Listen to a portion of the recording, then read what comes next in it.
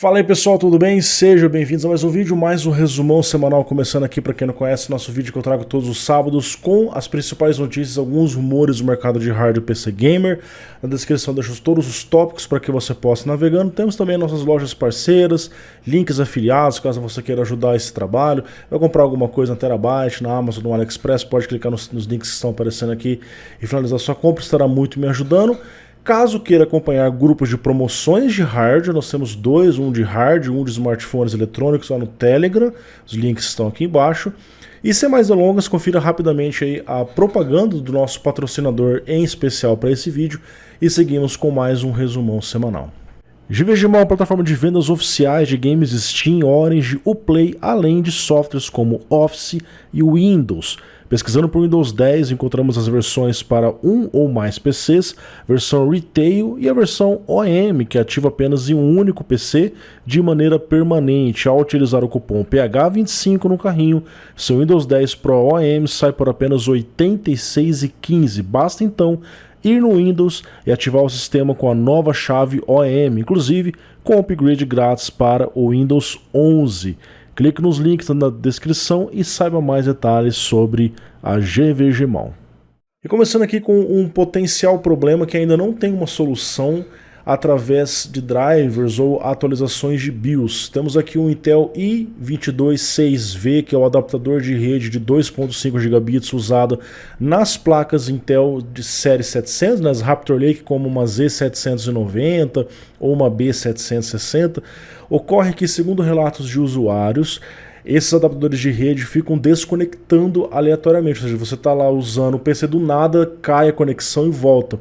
Esse tipo de problema já aconteceu com adaptadores anteriores da Intel, eu mesmo já experimentei isso lá na Z490, até relatei isso na época, e aqui voltou a acontecer. Tá?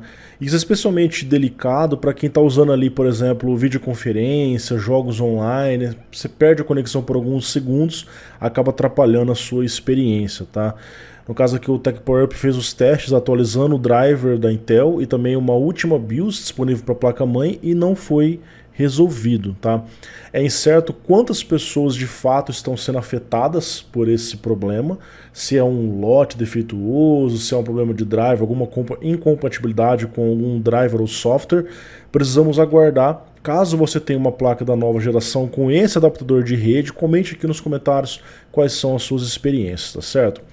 Vamos falar aqui também sobre um problema de segurança que foi reportado em placas da MSI, também envolvendo a série B760 e Z790. Ocorre que um estudante lá da Nova Zelândia identificou ao menos 300 placas-mãe da MSI com o problema da implementação do Secure Boot, que é um recurso que está sendo utilizado já faz, sei lá, uns 15 ou 20 anos, não sei, que previne a execução de códigos maliciosos durante a inicialização do sistema, tá certo?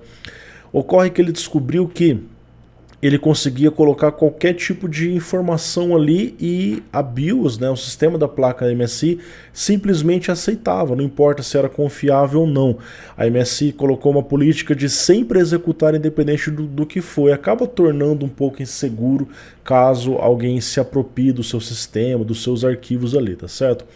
Nós temos uma continuação dessa notícia, onde a MSI colocou uma declaração no Reddit. Eu até acho estranho usar o Reddit, né? Mas tudo bem. É a comunidade, é a página oficial da MSI aqui no Reddit. E eles disseram que estão seguindo as políticas definidas pela Microsoft e pela AMI, que é a desenvolvedora da BIOS ali. E a política deles é sempre colocar para sempre executar independente do que tiver ali gravado no sistema. Eles falam que isso é uma forma mais fácil para o usuário poder fazer as suas customizações, utilizar diversos dispositivos sem que isso fique travando a sua BIOS, tá?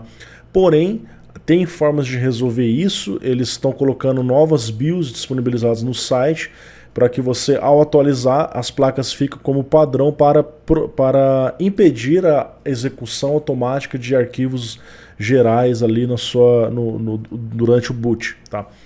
Ou seja, dá para você já fazer essa alteração na BIOS, caso queira, ou atualizar a BIOS, ele vai entrar como padrão, né, de segurança, ficar com isso desabilitado. Então fique atento aí. caso você tenha uma placa da MSI, né, aqui no caso ele reportou da Z790, mas outras, segundo ele, 300 placas também foram afetadas, tá? Nós temos aqui, pessoal, falando em placa-mãe de nova geração, a ASRock fez uma plaquinha no mínimo curiosa. A princípio, quando você olha para essa placa, você pensa assim, bom, trata-se daquela placa que expande o M2, né? Você tem ali alguns M2 para ligar no PCI Express.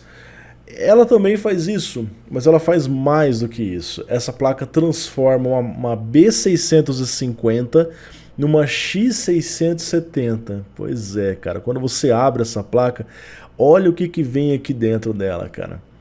Um chipset, exatamente. A gente sabe que a X670 tem 2 desses chipsets, enquanto que a B tem apenas um. Qual que foi a solução da ASRock? Pô, coloca mais um chipset. Cara, olha que bizarro, colocaram um chipset numa plaquinha e você está agora colocando no via PCI Express. Plug and play de chipset, cara. Doideira, né, velho? Já pensou se CPUs fossem assim? Aí você tira e coloca facinho ali no slot PCI Express. Embora o slot do CPU também é fácil de colocar. Mas basicamente isso aqui então expande a placa, ela se torna, entre aspas, uma X670. Ela vai ganhar mais alguns M2, mais algumas conexões SATA e na parte de trás uma rede de 10 gigabits, um USB-C e 3 USB 3.0. Porém, eles ressaltam que isso não funciona com qualquer placa-mãe, só funciona com algumas placas da ASRock com uma BIOS especial. E ainda não está disponível para venda, um protótipo, né? Eles vão ver se isso vai realmente funcionar, se as pessoas vão querer. Mas me parece algo no mínimo curioso, né? Claro que temos que considerar o futuro preço disso daqui, se vai valer a pena realmente comprar uma B650 mais um kit de expansão, ao invés de comprar logo uma X670. O CEO da Intel, Pat Gelsinger, em entrevista à CNN lá no Fórum de Davos, disse que os semicondutores terão mais influência no mundo, na parte de geopolítica, do que o óleo, do que o petróleo nos próximos 50 anos. Isso porque, segundo ele, isso é verdade, o mundo hoje é cada vez mais digitalizado, depende muito de chips, né? E enquanto o petróleo acaba sendo algo escasso, aqui no caso dos chips você tem a possibilidade de fabricar em qualquer lugar, desde que tenha o equipamento, a legislação para isso, né? Mas na prática o que nós temos no mercado hoje, apesar de qualquer país em tese poder fabricar, nós temos algumas empresas que detêm um monopólio, por exemplo a TSMC, praticamente 50% de todos os semicondutores do mundo saem de lá. Cara, 50% uma única empresa. O resto fica dividido entre GlobalFoundries, Samsung, a própria Intel e outras empresas. Então, assim, se você contar nos dedos da mão, aí 6 ou 7 empresas dominam 90% de toda a produção de semicondutores e a Intel está caminhando também para continuar sendo uma das grandes produtoras. E eles falam que nos próximos anos irão abrir a fábrica para produzir para outras empresas também, assim como faz Samsung, TSMC e outras a mais, tá certo? Agora, daqui a 50 anos, vamos ver se os semicondutores realmente vão ter tanta influência. Acredito que sim, já tem influência bastante hoje, tá? Nós vemos aqui a Apple revelando oficialmente o M2 Pro e o M2 Max, dois System on Chips, ou mais conhecido como SoCs, de alta performance para os novos Macs. Aqui nós temos o M2 Pro, que está sendo desenvolvido na segunda geração de TSMC 5 nanômetros, conta com 40 bilhões de transistores, 20% a mais que o M1 Pro, 200 GB por segundo de largura de banda e 32 GB de capacidade, conta com mais núcleos. E na prática a gente vê aqui o M2 Pro sendo 25% mais rápido na compilação e no Photoshop até 40% mais rápido. Então realmente tem um salto de performance legal. No caso da GPU, ela conta com 19 núcleos, um cache L2 maior e você consegue ter uma performance gráfica até 30% mais rápido que o M1 Pro. Interessante esse salto de performance aqui. O M2 Max já é o flagship, o King, oferece até 400 GB por segundo de largura de banda, 96 GB de memória unificada, muito desempenho. A quantidade de núcleos manteve a mesma, ali os 12 núcleos, tá? Assim como mostrou aqui, tá? E oferece também mais cache L2 e uma performance gráfica 30% maior que o M1 Max. Então nós temos aí dois novos CPUs para fazer frente aos CPUs portáteis da Intel e da AMD. E falando em notebook, não é só o mercado de placa de vídeo de desktop que está em baixa. Segundo a notícia de TrendForce, notebook caiu ali bastante nos últimos anos, tá? E a projeção para o próximo trimestre é que alcance os resultados de 10 anos atrás, ou seja, as vendas estão muito em baixa. Eles citam vários motivos: a pandemia, as guerras que estão ocorrendo por aí, a recessão, as próprias pessoas parando de consumir eletrônicos como consumiam antes, né? E isso tem motivado, inclusive, várias demissões. A gente vai falar um pouco sobre isso nesse resumão ainda, tá certo? Pessoal, nós temos aqui uma notícia que foi confirmada pela GameWorld, que a Nvidia está enviando uma nova variante da 4080, mas Lucas, já? Sim, já. É a mesma AD103, porém final 301, tá?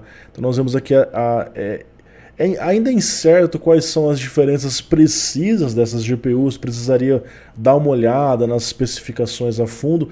A princípio, essa nova versão AD103-301 traz pequenas melhorias para os usuários, né, mas a princípio pode ser que ajude nos custos do fabricante da placa. Então, em tese, o fabricante vai ter que gastar menos com PCB para implementar essa GPU. Agora sim, vai repassar para o cliente? Eu acho muito difícil, é mais provável que ele segure essa diferença aí, tá? Então foi confirmado que ambas as GPUs oferecem o mesmo nível de performance, os mesmos clocks, o mesmo TDP, tudo igual, tá? Em tese só ajuda um pouco no processo de fabricação. Claro que uma coisa é o que foi divulgado, outra coisa é o que é testado. Certamente alguém vai pegar essa placa em mãos e comparar com uma outra 4080 para ver se consome um pouco a menos, se esquenta um pouco a menos, se rende um pouco a mais. A princípio, a performance é para ser a mesma, é apenas uma nova variante da mesma GPU, tipo um stepping novo, uma nova variação com alguma melhoria na fabricação original lá na TSMC, tá certo?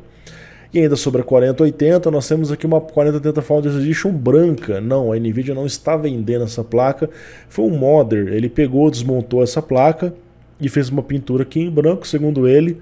Vai haver uma combinação, um setup todo branco, então faz sentido ele dar uma caprichada aqui para ficar legal. Eu sinceramente não faria na minha, acho que a cor original dela é bonita, mas de repente você tem essa ideia aí, tá aí alguém que já tentou, você pode ver como é que fica o visual da Founders Edition totalmente branca. E ainda sobre placas NVIDIA 4000, nós temos aqui uma 4090 Blower, né, 2 slots.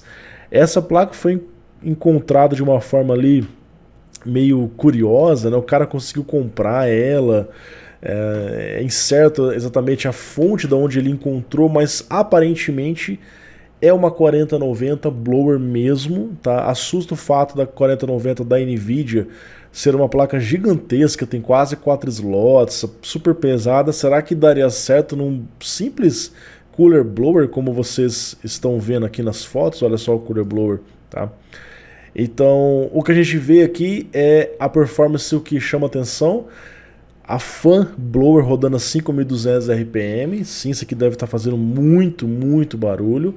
Porém, a temperatura da GPU até que ficou razoável, 78 graus. É bem mais quente que o modelo da Nvidia, mas é uma temperatura ok. As memórias ficaram mais quentes, 98 graus, mas para a GDDR6X é uma temperatura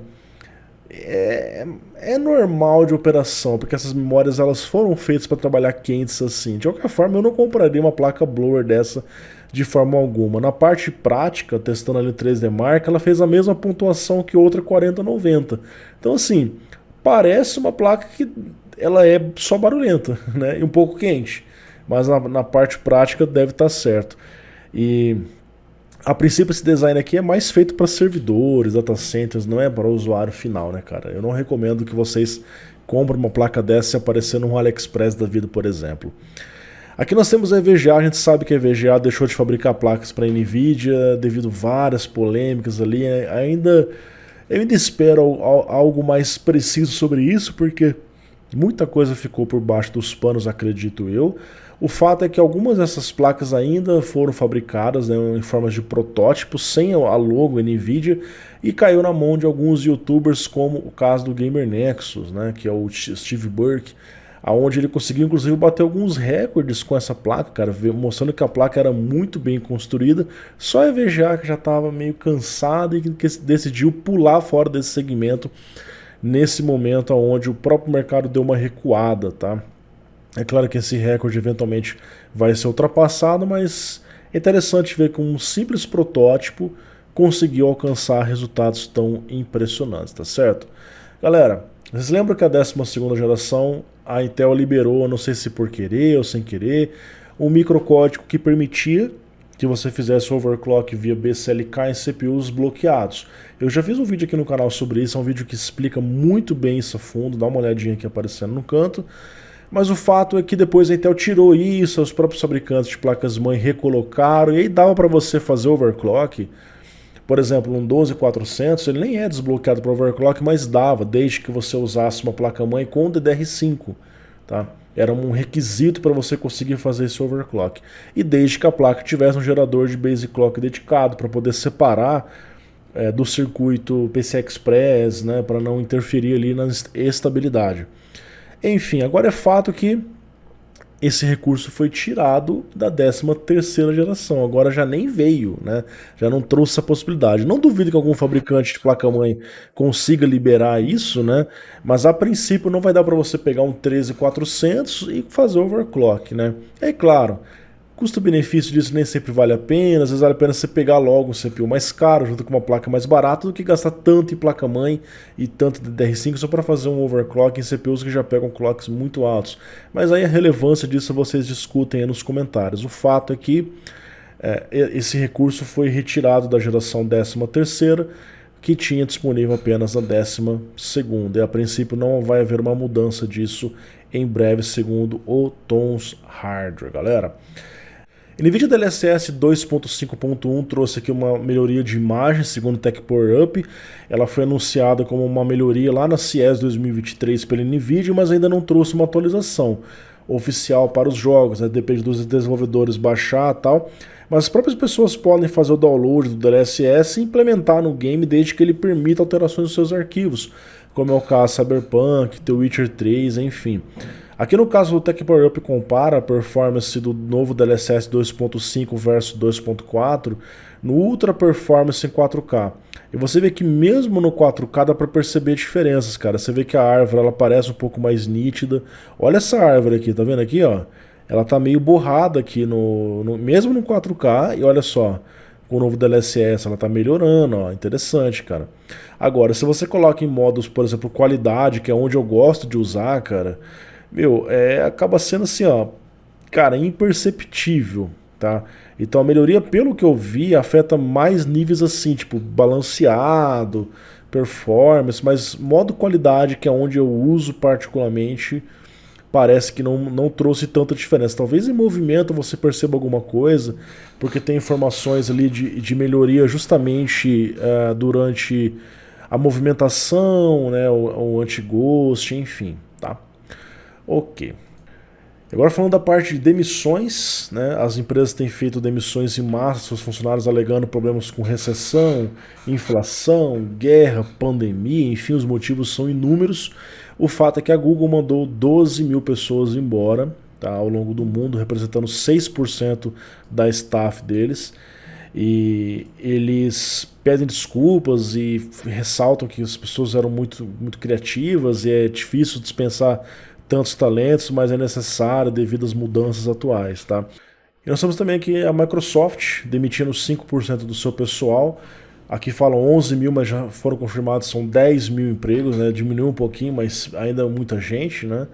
Então, os motivos também são os mesmos, né? Recessão, inflação, baixa no mercado, eles querem manter a empresa com as contas mais tranquilas e, segundo eles, demissão resolve os problemas e aparentemente outras empresas estão seguindo pelo mesmo caminho. Temos aqui a Gunner lançando mais uma versão de placa de vídeo A770 com 16 GB lá na China, tá? Eles agora têm 6 variantes e é a empresa que mais tem essas versões de placas. A gente sabe que a ASRock já tem, se não me engano a MSI também, não lembro agora.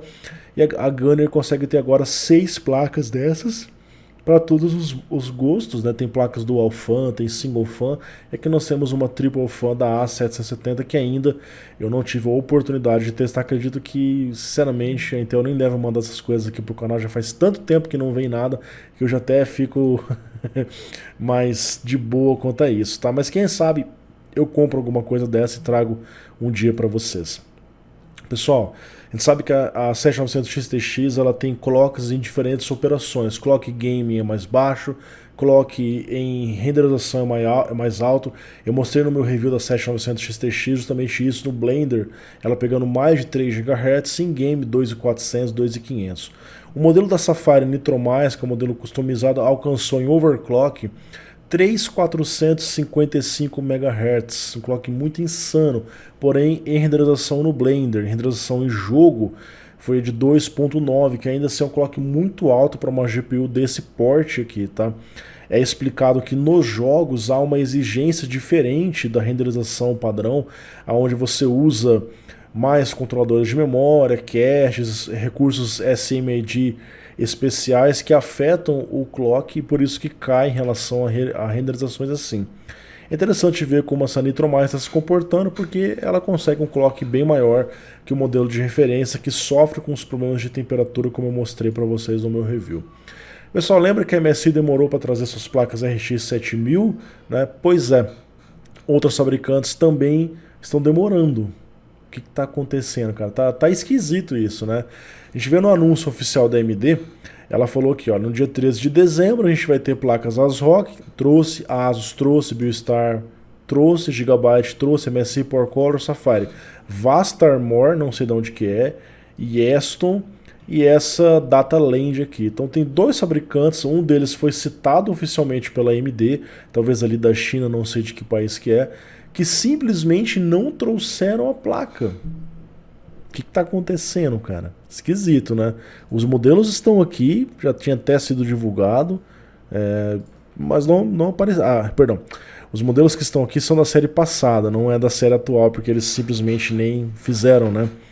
Pessoal, nós temos aqui o recurso VROC da Intel, que é o Virtual RAID on CPU, ou seja, um RAID virtual que você faz internamente no CPU, permitindo várias opções, configurações, sem precisar de placas externas, né, para estar sendo feito isso com SSDs, enfim.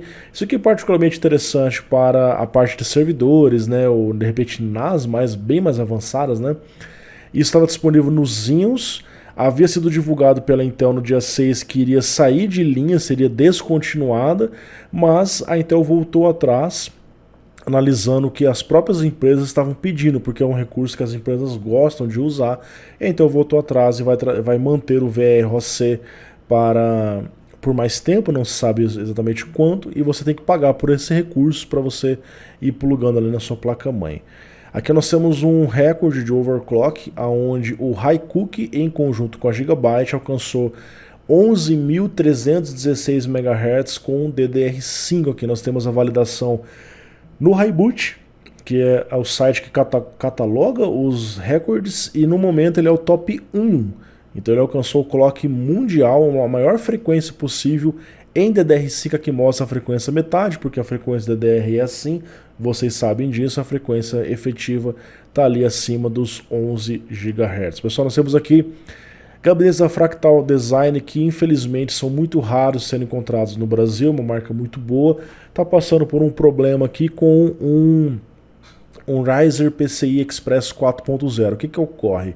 Eles têm aqui um certo gabinete que você pode colocar a placa na vertical, distante da placa-mãe, e por sua vez eles colocaram aqui um extensor, um adaptador Riser, enfim, que é 4.0, mas as pessoas não estão conseguindo usar no 4.0. Ou seja, talvez os sinais das trilhas não estão tão legais assim e só funciona quando você configura em 3.0. Então a Fractal Design está avisando para as pessoas colocarem no 3.0 temporariamente para aguardar uma resolução, se eles vão trocar, uma solução na verdade, se eles vão trocar o equipamento ou fazer algum tipo de ajuste ali, não se sabe. Por enquanto precisamos aguardar.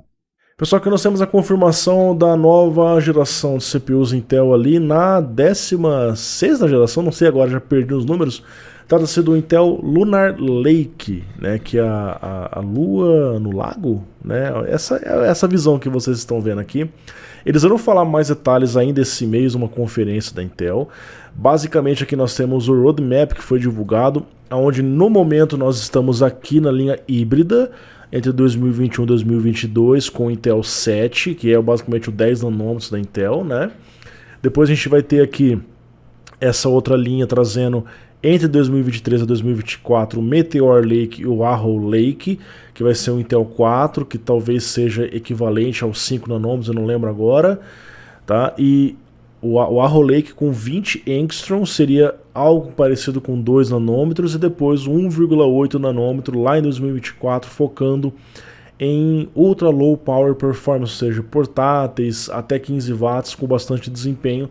Esse é o roadmap atual da Intel, onde eles vão trazer 5 nós, ou 5 litografias em 4 anos, ok? Galera, aqui nós temos uma RTX 4090 Supreme X Classic, né? Ou Classic, enfim, como você preferir falar, que eu sei que os carros aqui no Brasil as pessoas chamavam de Classic, mas era Classic, né? O fato é que a MSI está trazendo uma 4090 com o mesmo design da geração passada da 3090 Ti, tá? E ela chamou isso de Classic, né? O mesmo cooler. Em tese não deve trazer problemas, afinal o cooler da 3090 Ti é suficiente para aguentar a carga de uma 4090, né? No caso aqui, eles também vão reaproveitar outras placas da série RX 6900 da AMD com o design que eles haviam utilizado. Então as placas 7900 potencialmente virão em versões Classic também, com outros designs que já foram apresentados ao público no passado. Pessoal, a 620 está se tornando realidade, finalmente, né? Porque as placas B e X não estão agradando tantas pessoas assim. O custo, principalmente, é um dificultativo. Além do DDR5, essas placas vão continuar com o DDR5, é claro, mas há uma promessa de serem mais baratas, tá? Aqui nós temos a divulgação lá do EEC de placas ASUS e Gigabyte.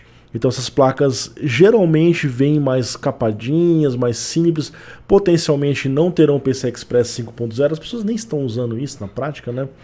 Irão ajudar a diminuir o preço. A AMD falou que as placas iriam começar por $125, hoje nós encontramos as B650 por $159, a mais barata, né? Então, em tese, a A520 deve começar aqui e esperamos que a gente possa ver eventualmente placas abaixo dos $100, que já é realidade faz tempo, nas A320 e nas A520 também. Então, assim, infelizmente, o cenário que se desenha aqui é uma geração com uma adesão muito baixa por conta dos preços, né? E as pessoas provavelmente vão esperar vir um Ryzen 8000 para cair o 7000 e as placas estarem mais acessíveis para justificar um upgrade, porque realmente os custos estão bem altos, tá? Aqui nós temos uma informação de um rapaz que encontrou um Ryzen 9 5900X, aqui segundo o que ele fala, ele encontrou por $3 apenas, ele foi encontrado num site, né, numa revenda online, no caso aqui lojas que retornam para a Amazon, e foi retornado o CPU com defeito, né? O CPU estava faltando pinos e tinha alguns pinos amassados, conforme vocês podem ver aqui. O que acontece? Ele desamassou os pinos, né? Dá para você fazer isso com uma lapiseira, eu já fiz isso nos meus CPUs. Mas estava faltando 2 pinos, você vê que estava quebrado, ó, esses 2 aqui quebraram, né?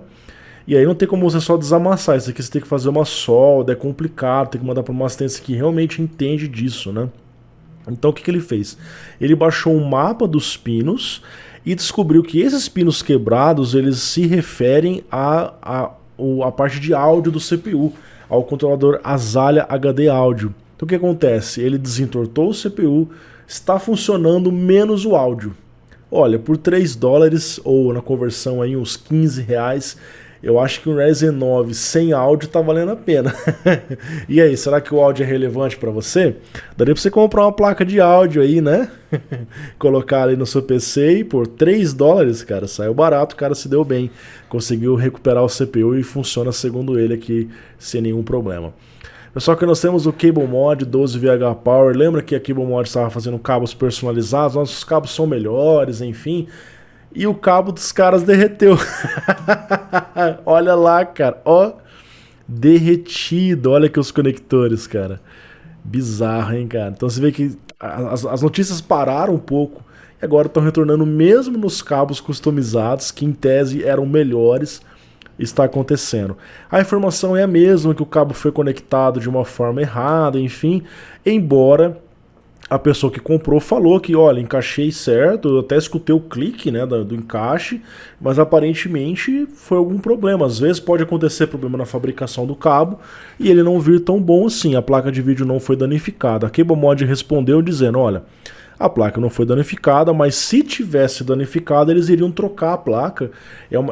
É algo extremamente raro que os cabos deles danifiquem placas. Então você vê, pode acontecer. É raro, mas pode, né? E foi aparentemente o que aconteceu aqui, então talvez seja só um caso isolado.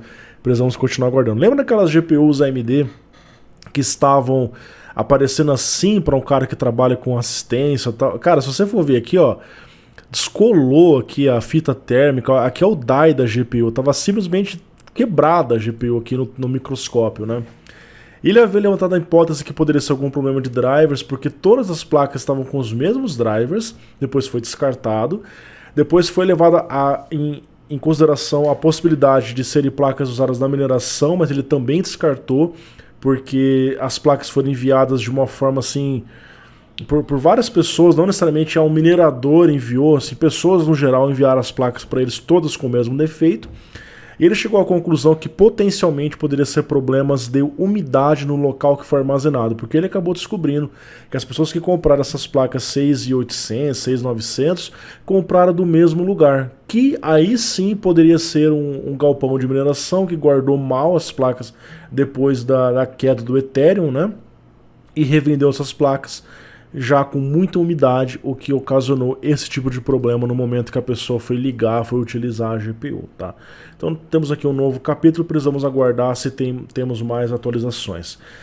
Parte de rumores e vazamentos, temos aqui a 4060 Ti oferecendo menos consumo do que deveria, de acordo com os rumores anteriores, né?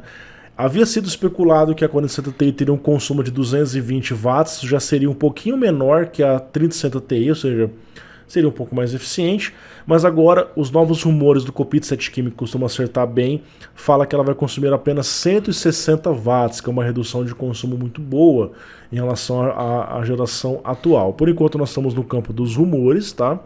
O que nós temos de especificações vazadas é uma placa com 4.352 CUDA cores, 8 GB de memória, já dá aquele nó na garganta, né? 8 GB, cara, 2023, 4060 Ti, uma placa dessa que deve trazer mais desempenho que uma 3070, né?